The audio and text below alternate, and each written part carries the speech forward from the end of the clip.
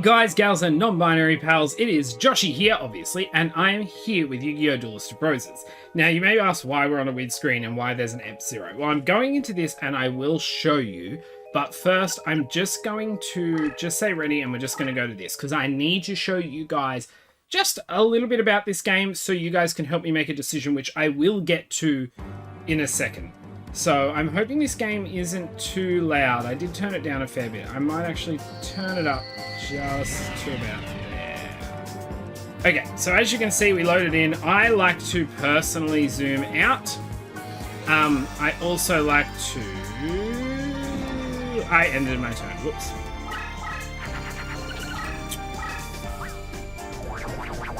As you can see, you can make fusions of any type, and you got a power up.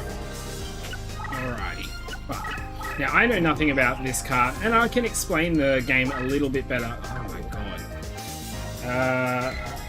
That's that. Nope. Okay, now I've got it. Okay. Now, Monster Battle just shows the polygons battling. I'll have that off because I have found, because this is actually on the PS2, not an emulator, it can cause problems with older games. And everything, but as you saw, anything can happen. So we have a deck leader. So each deck leader, as you can see, there's a little star down the bottom. Well, from here it'll be that way. In the middle, it's just one star. It's the lowest rank because this is a new game that I'm not going to use, but it has whatever. So I can get any of these appear on my thing. You can go across and across. Thank God. There are abilities in this game. I'm not going to go into them yet, and different things. You can move your deck leaders, and getting attacked is how you lose HP. But deck leaders can change, and the way this happens is by... I'm just going to throw this guy forward just to see what he made. By different ways they get promoted and get stars, and by doing so, you can change your deck leader, and deck leaders have special leader abilities. The abilities and such are not important at this rate. I'm not even going to finish this duel. I just want to see what he has. Okay, he made Clown Zombie. That's his fusion. Why did he go defensive? That was stupid as hell. And if I click the right button, we can have a look here. Yeah, Skull Servant and Crass Clown make Clown Zombie. So, there you go. There's all different things in this game. There are fusions that will work that didn't in the last one and blah, blah, blah. But that's how it works. The reason I just wanted to show this part is to show that Partition of Darkness here is the deck leader of this guy. He has no leader abilities, but the reason I wanted to show this off is because I'm going to put my name in, pick a deck based on what I feel like at the time, and then I am not going to play the game beyond that. I am going to show you the cards my deck contains, and you guys can pick a deck leader out of any of the cards you want. So, return to title screen. I didn't save it. This, in this mode that you just saw with the menu, is quite an easy way to try and get promotions. You win cards in a roulette, depending on how many cards are in their graveyard, if they're allowed to be. You'll see if you can get 3 different ones, you get 3 different ones. If you line up 3 of the same, you get a special card. There is one other way you get cards, or 2, but I will show you them for fun later. But let's get into a new game. Alrighty, so I made the decision that my eyes are gonna look weird, because apparently I didn't sleep well. But anyway, I made a decision to put the all the shitty talking that I do at the end of the video after the initial quick introduction and little clippets of what to select, so that way it's quite easy for people to watch the first few minutes and then go on. So if anyone actually wants to know the story and hear it through my shitty reading, then continue after I finish the video, but the main important thing is the first couple of minutes. All right, whatever. Yeah. For the deck you select is it forever. Okay, cool. So you either have Luminous Soldier's deck, which contains mostly Warrior, Fairy, Spellcaster, and Fish. Then we have Cryul, which has Fiend, Spellcaster, Dragon, and Zombie. Zombie is pretty good. And then we have Tactical Warrior, which is mostly warriors. I don't want to go the warrior because I would rather have a mix. Dragons are quite good, obviously with Twin-Headed Thunder Dragon still being a thing, but there are a lot of other fusions, but also in this game compared to the last one, there are a lot more power-ups.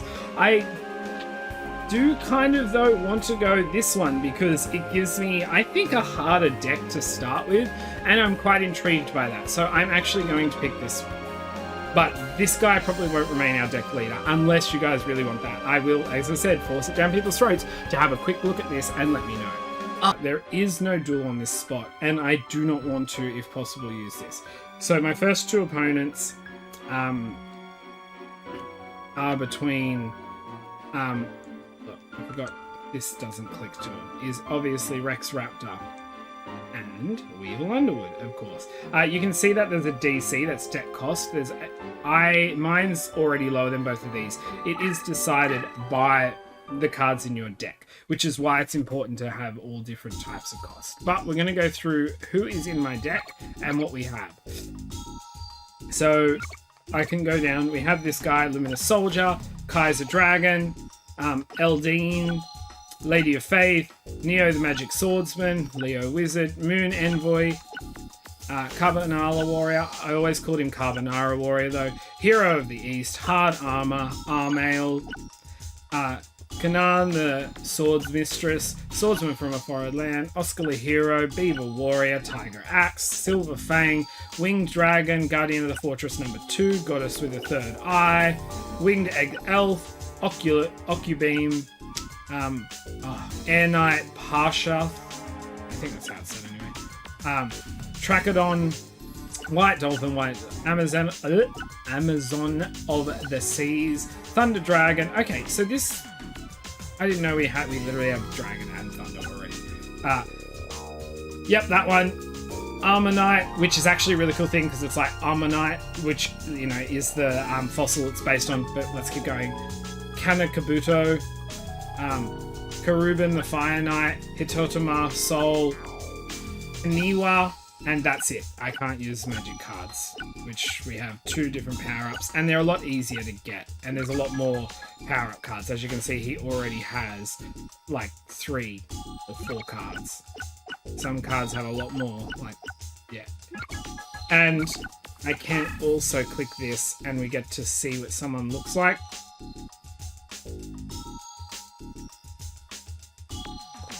From further away, and we can zoom in. Some cards don't let you go underneath either, but we're not going to go over everyone. Just her, and there is one more I think I want to go over. I'm going to have a look at what he looks like, because people like dragons, so let me show what he looks like.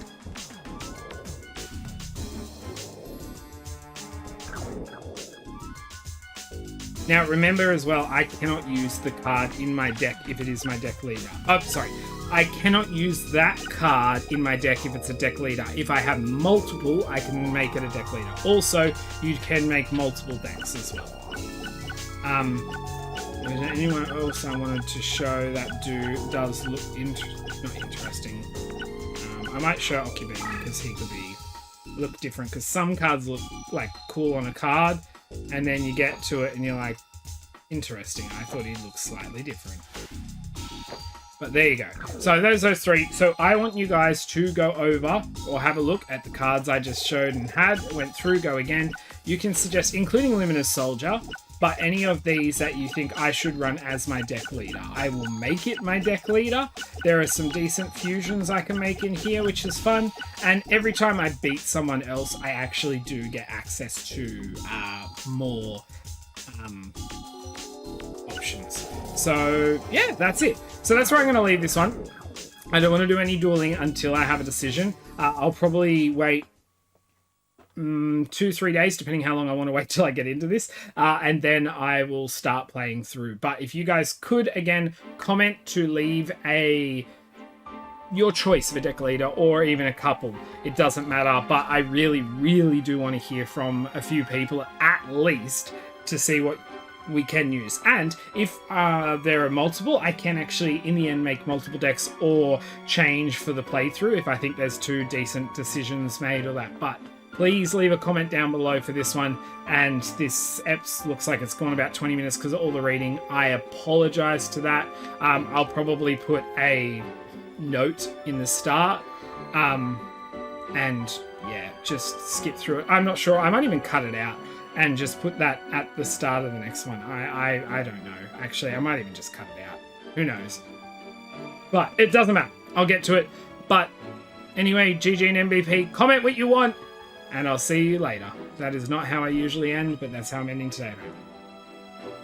It's until my next video, I'll see you. That's it. I almost did Markipliers, which is why I said wrong. But anyway, bye. England, 1480s. The War of the Roses, a power struggle between the House of Lancaster, Red Rose, and the York, White Rose, to decide a royal successor was nearing an end. With the Yorkists well in the lead, the reign of Richard III was but a step away.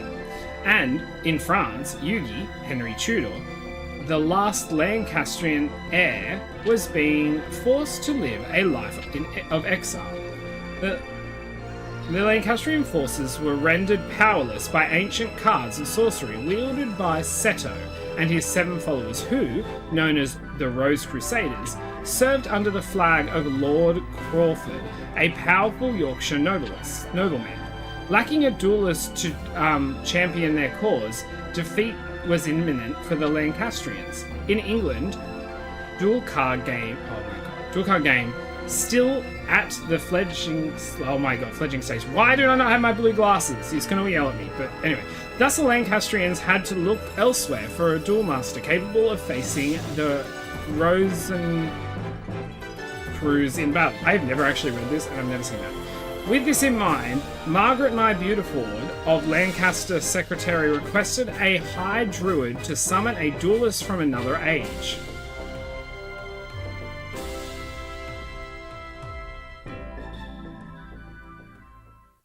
Now, this game you actually get to play through twice before you get a whole lot because you play both sides. I'm going to pick the good side first, and then we'll see. Simon McMorron. Oh. Summoned from a mystic circle in red and white roses, the one capable of harnessing pure power. There was truth to the legends of the Rose Duelist. Lady Margaret, I did it. Now we have the means of defeating the evil forces of... I feel like you should be on. Rosencrews. Oh, my apologies. In my excitement, I'd forgotten I was in the presence of the Rose Duelist. Allow me to introduce myself. I am High Summoner McMorron, High Druid and Servant of the Lancaster. May I be so bold to ask the name of which the Rose Duelist would like to be known? Well, I guess I'll put my name in.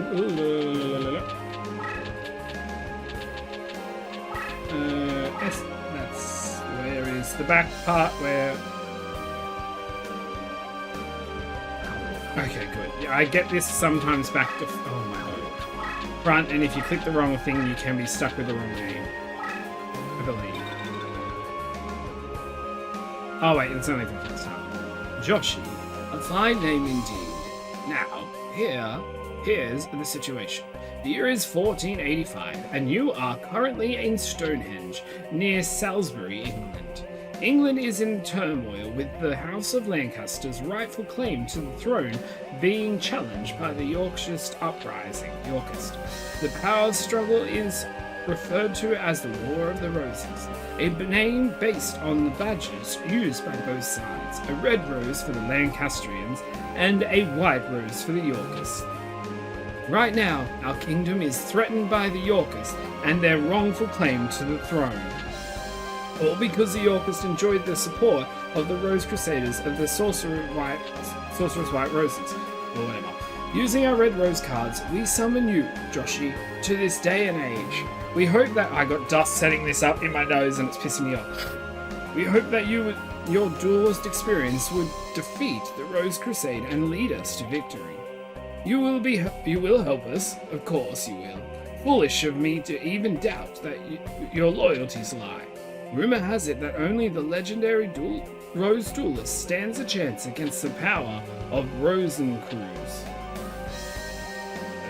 Anyway, we appreciate any help you can provide against them. Before I forget, I should warn you that the rules of dueling differ here from those of your age. Here in England, dueling is governed by what is known as the perfect rule. In addition to several minor distinctions, there are two major differences. One is an extension of a blah blah blah. This is concept. Okay. I don't need this part. Perhaps a practice duel. I know it. First, Joshie, we must select a deck to duel with. It is imperative. Oh, it actually just says important. I thought it said imperative. That you feel the vibrations of the deck leader, the minute resolution that ring true to your soul. The cards themselves draw their power from the energies of the Ancient Ones. The deck leader acts as an intermediate between the Ancient Ones and the deck wielder. Joshie, it is essential that you select a card leader whose rhythm matches the stirring of your soul. Here are several decks from which to choose. Give it some serious thought and make your selection. Choose carefully. I see you have selected your deck. So that's the effects of the Celtic Red Rose cards. It looks like there's some truth to that rumor that Red Rose cards are capable of time transformation. Who's there? It's been some time since the Battle of Barnet, old one. I hate how it does this. Go back. Oh, this is Rosencrews. What brings you here? Only a member of the Rose Crusaders may call me that name. If you may recall, I told you once before that you may only address me as Seto. Or does memory fail you, old man? And you must be the dreaded Rose Duelist. I must admit there's a certain aura of power emanating from you. I believe an introduction is in order. I am Seto, leader of the Rose Crusaders. There are members of our little group who prefer to call me by the name of C. Rosencrews. Yeah, that works. I ask you again, what brings you here, Seto? Mind your manners, old man. What else would bring me here? I've come for the Red Rose cards.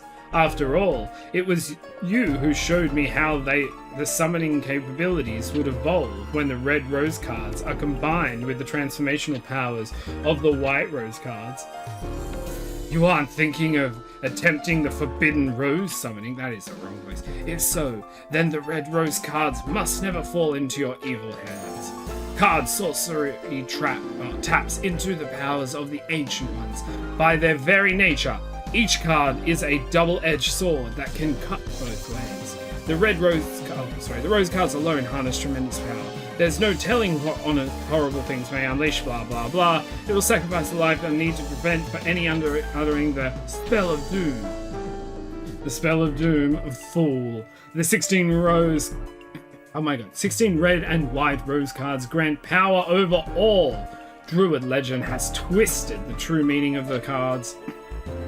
We Rose Crusaders have sworn to create a utopia, free from the ravages of war. We intend to accomplish this with the power of the cards, and we shall do so by extending the rule of Richard III throughout the known world. By the way, it was clever of you to form a circle of red roses within the white roses, a barrier to summon the Rose Duelists, but you were foolish to come alone. This area is surrounded, and if you wish to leave with your life, you will do so only by handing over the Red Rose cards. Me? A fool? Then what about you? Are you fool enough to actually believe that Red Rose cards would remain here in my possession?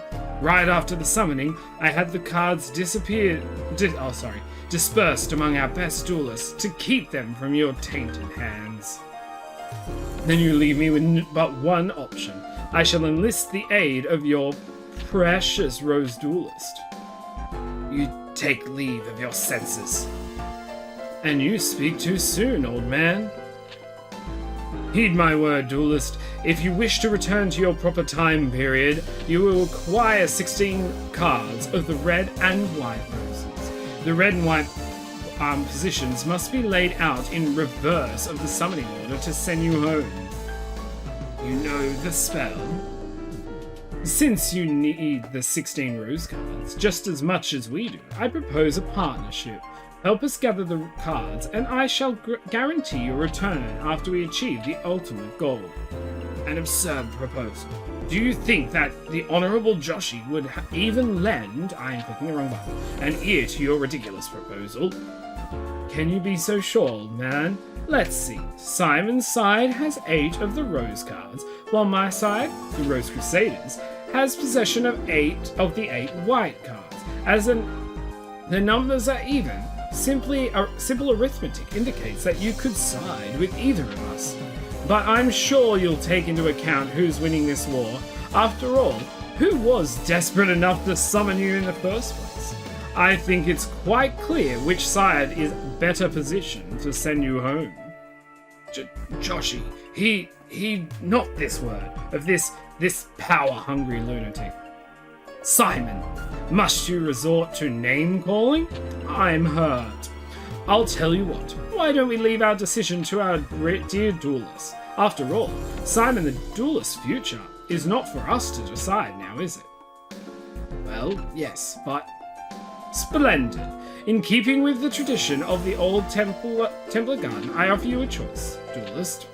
Here are 2 roses. With the white represents me and the red Simon here.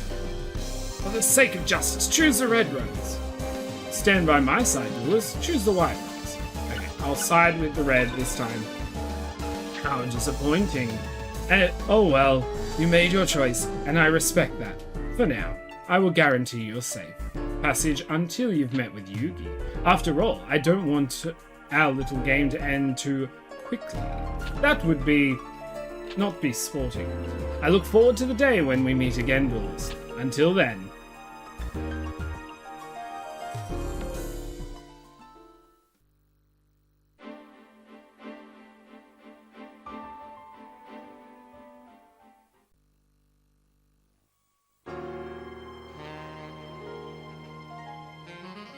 I know there's more reading, and I apologise, but I want to get this story in here too if I'm going to do a playthrough, even if I'm a horrible reader.